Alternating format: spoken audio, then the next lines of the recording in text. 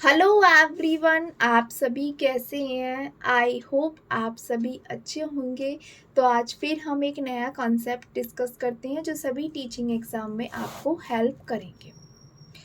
तो first is divergent thinking versus convergent thinking. ये बहुत ज़्यादा इम्पॉर्टेंट टॉपिक है और सी टेट हुआ, यूपी टेट, सभी एग्ज़ाम में आपको हेल्प करेगा। जो बेसिकली DSSS KVS और अदर एग्ज़ाम की प्रिपरेशन कर रहे हैं उनके लिए भी ये हेल्पफुल वीडियो रहेगी। पहले हम बात करते हैं convergent thinking. Convergent thinking is related to reach a one final solution, कि आपको सिर्फ एक सॉल्यूशन पे पहुंचना है। इस पे हम ज़्यादा अलग अलग एस्पेक्ट को ध्यान में रखते हुए न्यू आइडियाज़ नहीं फोकस करते थिंकिंग में, सिर्फ एक एस्पेक्ट को फोकस करते हुए हम डिसीज़न लेते हैं। कन्वर्जन थिंकिंग में मोस्टली आता है फाइनल डिसीज़न लेना, वेल डिफाइंड प्रॉब्लम, कि आप प्रॉब्लम को किस तरीके से डिफाइन कर रहे हैं।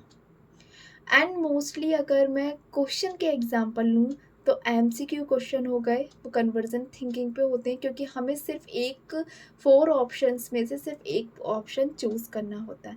ट्रू फॉल्स, जहाँ पे हमें ज़्यादा सोचना नहीं पड़ता, सिर्फ क्या सोचना है, सही है या गलत है।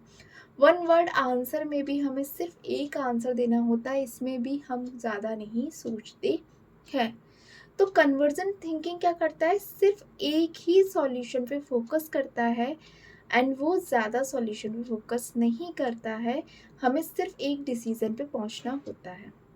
हमें कोई प्रॉब्लम आई, हमने उसके बारे में स्टडी करी और एक सॉल्यूशन निकाल दिया, उसको हमने एग्जीक्यूट कर दिया।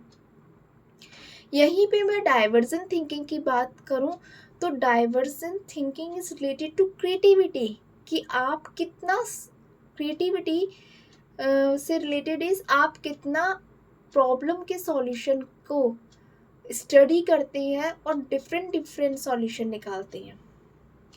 There are aspect multiple solution, आप एक ही प्रॉब्लम के कम से कम 10-12 सॉल्यूशन निकाल देते हैं। It is related to team work, group work, जहाँ पे आप ग्रुप में प्रोजेक्ट बना रहे हैं, टीम में काम कर रहे हैं। दैट इज़ डाइवर्जेंट थिंकिंग, कि यहाँ पे कितने सारे लोग अपने अलग अलग सॉल्यूशन दे रहे हैं, तब जाके आप एक डिसीज़न ले रहे हैं। इससे ये होता है कि हम एक अच्छा सॉल्यूशन निकाल सकते हैं। अगर मैं बात करूं इनोवेशन की, जो नए नए इनोवेशन होते हैं वो डाइवर्जन थिंकिंग की वजह से होते हैं।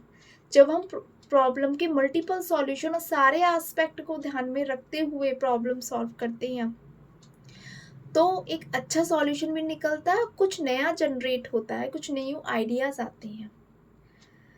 अगर मैं इनसाइट थ्योरी की बात करूं तो कोहलर की जो इनसाइट थ्योरी है, उसने मल्टीपल क्या कहते हैं ट्राइज किए, तब जाके वो अपने गोल तक पहुंचा। उसने सोचा कि मैं किस तरीके से चिंपैंजी ने कि मैं किस तरीके से अपने गोल पर पहुंच सकता हूँ। Divergent thinking is related to out of the box thinking, out of the box. ये यूपी टेट के पिछले एग्जाम में पूछा गया प्रीवियस ईयर में, कि thinking out of the box is related to which thinking, divergent thinking. Long question जो हम बच्चों को देखते हैं, अप्लाइड क्वेश्चन जो देते हैं, वो डाइवर्जेंट थिंकिंग पे फोकस होते हैं। उनका उद्देश्य होता है कि हम डाइवर्जेंट थिंकिंग देख सकें कि बच्चा किस तरीके से सोचता है।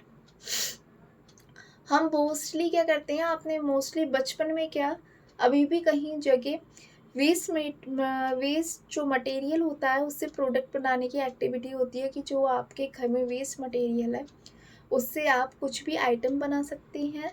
तो वो भी डाइवर्जेंट थिंकिंग का एग्जाम्पल है।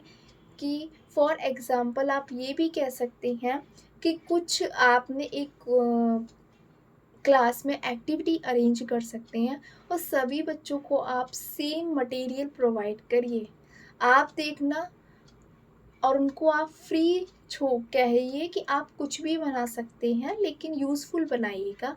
तो सभी बच्चों के जो आइटम होते हैं, जो भी वो बनाएंगे, वो बिल्कुल डिफरेंट होंगे।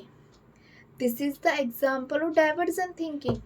कि हमें अपनी क्लास में डाइवर्जेंट थिंकिंग को प्रमोट करना है, ना कि कन्वर्जेंट थिंकिंग को। कन्वर्जेंट थिंकिंग में आप क्या करेंगे, मैथ का फॉर्मूला है a प्लस बी का whole square equal to a का स्क्वायर प्लस b का स्क्वायर प्लस 2ab, और आप इससे अपना सॉल्व कर लीजिए। उसका क्या प्रयोग है? उसका ये है कि आप एक फॉर्मूला याद कर लिया है और उससे हम अपने क्वेश्चन सॉल्व कर सकते हैं। यही हम कन्वर्जेंट थिंकिंग का एग्जाम्पल लें तो जैसे कि आपने अब एक क्वेश्चन दिया ईवीएस में कि अगर आपको गार्डनिंग करनी हो अपने घर पे तो आप कौन कौन से प्लांट्स बनाएंगे, किस तरीके से गार्डनिंग करेंगे। तो जो गार्डनिंग का प्रोसेस होगा वो सभी बच्चे अलग अलग लिखेंगे, प्लांट्स के नाम अलग अलग होंगे। That is divergent thinking. Divergent thinking is focus on explore the problem को एक्सप्लोर करने का क्या क्या इसके सॉल्यूशन हो सकते हैं। तो हम अपनी क्लास में डाइवर्जेंट थिंकिंग पे फोकस करेंगे। अगर CTET में कोई भी क्वेश्चन आता है जहाँ पर बच्चा सभी क्लास के बच्चों को इन्वॉल्व करने के लिए ऑप्शन होता है, तो सबसे ज़्यादा वो क्वेश्चन ऑप्शन अच्छा होगा। And thank you everyone. अगर आपको डाइवर्जेंट थिंकिंग कन्वर्जेंट थिंकिंग का कॉन्सेप्ट समझ में आया तो like my video and subscribe my channel.